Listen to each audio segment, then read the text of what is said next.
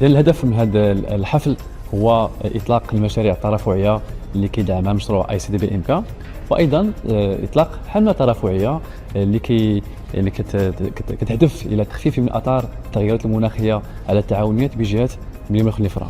عرف أيضا اللقاء يعني التوقيع على اتفاقيات ما بين مشروع ICDB-MK والجمعيات الستة اللي غادي يواكبوا المشروع من أجل تعزيز الديمقراطية المحلية بجماعات على مستوى تراب جهة مليون خليفرة.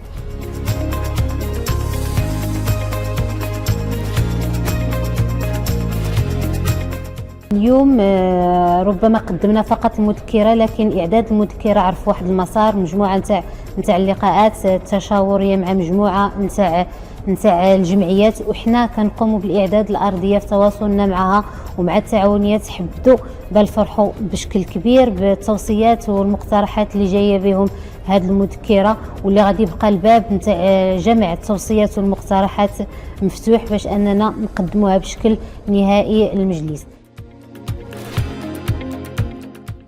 دونك كندعو جميع الشباب في الجامعات اللي كنشتغلوا فيها على مستوى جهه مليون خليفرة انهم ينخرطوا بشكل ايجابي في الحمله الترفعيه اللي غادي يطلقها الجمعيات المحليه اللي كاينين على مستوى الجامعه ديالك نتايا ولا نتيا، وشاركوا باش انكم تساهموا في التنميه ديال الجامعه ديالكم.